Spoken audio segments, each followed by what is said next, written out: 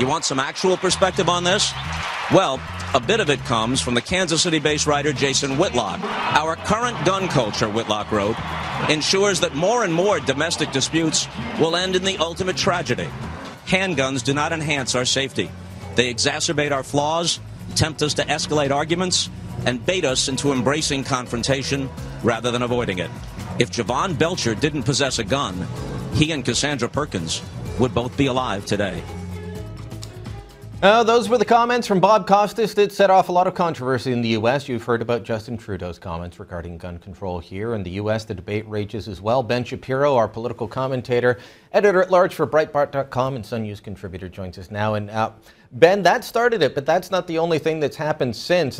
My understanding is the guy that Bob Costas was quoting there has since compared the NRA to the KKK.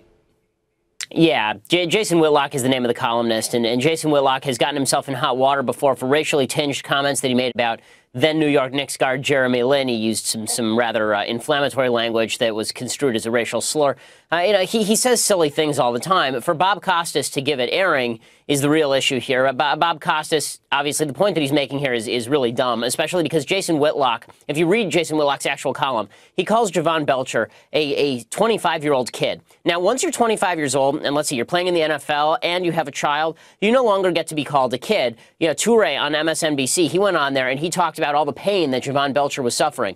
The left likes to talk about the gun culture and how this gun culture in the United States causes a lot of death. Well, no, the part that causes a lot of death is the murder culture. It's the culture that says, murder is some sort of multicultural characteristic, and suddenly we have to tolerate the sexism against women and vicious behavior toward women. The fact is this: if you look at the cities throughout the United States that have the highest firearm homicide rate, the vast majority of them are in blue states. They're in places with significant gun control, and the media is we were only talking about interested. this last night. Yeah, we were talking about this last night. Chicago, I think they're up about 500 murders now, and they've had strict gun control laws for a long time. And nobody cares about that. Nobody cared about it during the election when Obama's headquarters for re-election were there. But now all of a sudden, a guy in the NFL kills himself, and we got to talk about gun control.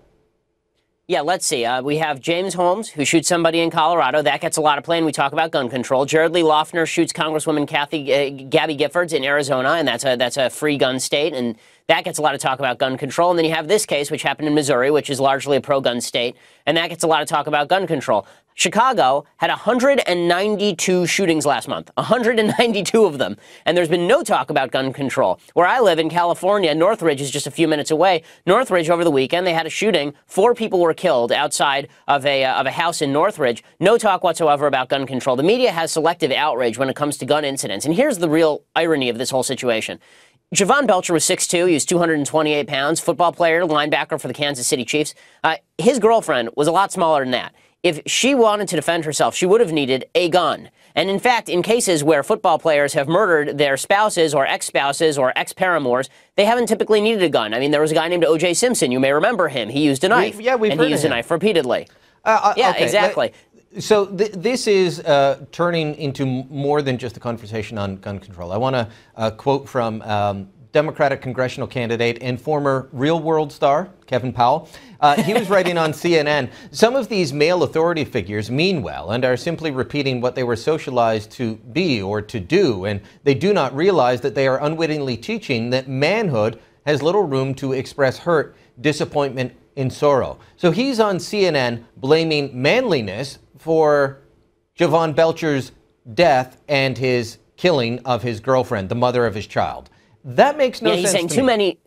Oh, it's asinine. I mean, he's saying too many macho authority figures in Javon Belcher's life. He's saying that homophobia is actually the societal cause of things like Javon Belcher, which makes no sense. Javon Belcher, obviously a straight guy who I highly doubt ever had a lot of accusations of homosexuality attached to him, considering that, he not only is he in the NFL, which is not exactly most pro-homosexual place on earth, but he's also a very large, violent dude, and if he didn't like it, he probably would not have responded well to it. So all of this is ridiculous. There are actual societal problems that we could talk about here. We could talk about, for example, that Javon Belcher was the child of a single motherhood, of a single single mother. And single motherhood in the United States, 70% of the kids born in the black community are born to single mothers, and single mothered children have a significantly higher rate of crime than kids who are growing up in a two-parent household. We could talk about that. We could talk about the multicultural acceptance of bad behavior. We could talk about how we accept certain aspects of certain cultures that are deeply sexist. The rap culture is deeply sexist. We could talk about mental health issues, because in my view, anyone that's going to kill the mother of their child in front of their own mother